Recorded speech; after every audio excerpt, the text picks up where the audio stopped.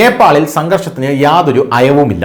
വീണ്ടും നേപ്പാളിൽ ഒരു വലിയ പ്രക്ഷോഭം പൊട്ടിപ്പുറപ്പെട്ടിരിക്കുന്നു എന്നാണ് മനസ്സിലാക്കാൻ സാധിക്കുന്നത്.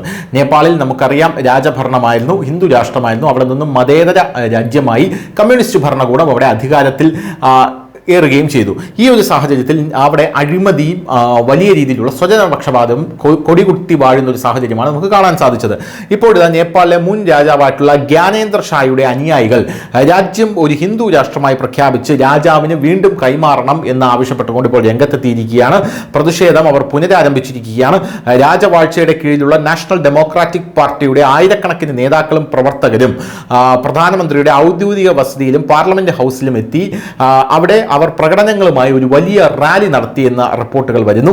രാജ്യം രാജ്യവാഴ്ചയ്ക്ക് വിട്ടുകൊടുക്കണമെന്നും രാജ്യം ഒരു ഹിന്ദു രാഷ്ട്രമാക്കണമെന്നും ഈ പിന്തുണയ്ക്കുന്നവർ, രാജാവിനെ പിന്തുണയ്ക്കുന്നവർ അവകാശപ്പെടുന്നു. എന്തായാലും പ്രതിഷേധക്കാരുടെ മുദ്രാവാക്യങ്ങൾ എന്തൊക്കെയാണ്? RPP പാർട്ടി പ്രസിഡന്റിന്റെ നേതൃത്വത്തിൽ നടന്ന പ്രതിഷേധത്തിൽ ഏകദേശം 1500 പ്രതിഷേധക്കാർ ബിജൂലി ബസാർ, ബനേശ്വർ പ്രദേശത്ത് ഒത്തുകൂടി. റിപ്പബ്ലിക്കൻ സംവിധാനം തുലയട്ടെ, രാജവാഴ്ച തിരികെ വേണം, അഴിമതി നിറഞ്ഞ സർക്കാർ തുലയട്ടെ, നേപ്പാളിനെ ഹിന്ദു രാഷ്ട്രമായി പ്രഖ്യാപിക്കുക തുടങ്ങിയ മുദ്രാവാക്യങ്ങളാണ് വിളിച്ചത്.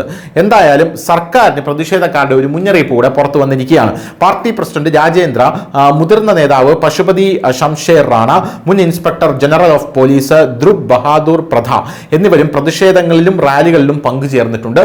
സർക്കാർ ഉത്തരവുകൾ അവഗണിച്ച് നിരോധിത പ്രദേശങ്ങളിൽ പ്രവേശിക്കുമെന്നാണ് പ്രതിഷേധക്കാർ ഇപ്പോൾ സർക്കാരിന് ഭീഷണി കൊടുത്തിരിക്കുന്നത്. മുമ്പും ഇതേ ആവശ്യങ്ങൾ ഉന്നയിച്ച് പ്രതിഷേധക്കാർ വലിയ ആക്രമണങ്ങൾ അവിടെ നടത്തിയിരുന്നു എന്നാണ് സർക്കാർ പറയുന്നത്.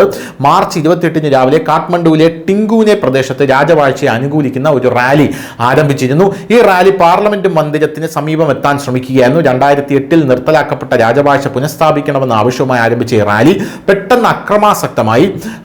ഉടനെ തന്നെ അനുയായികൾ വീടുകൾക്കും കെട്ടിടങ്ങൾക്കും തീയിടുന്ന ഒരു സാഹചര്യമുണ്ടായി. ഈ സമയത്ത് ആയിരക്കണക്കിന് ആളുകൾ പ്രകടനം നടത്തി. അവരെ തടയാൻ നേപ്പാൾ സർക്കാർ പോലീസിന്റെയും സൈന്യത്തിന്റെയും സഹായത്തോടുകൂടി ബലപ്രയോഗം നടത്തുന്ന ഒരു സാഹചര്യവും ഉണ്ടായിരുന്നു.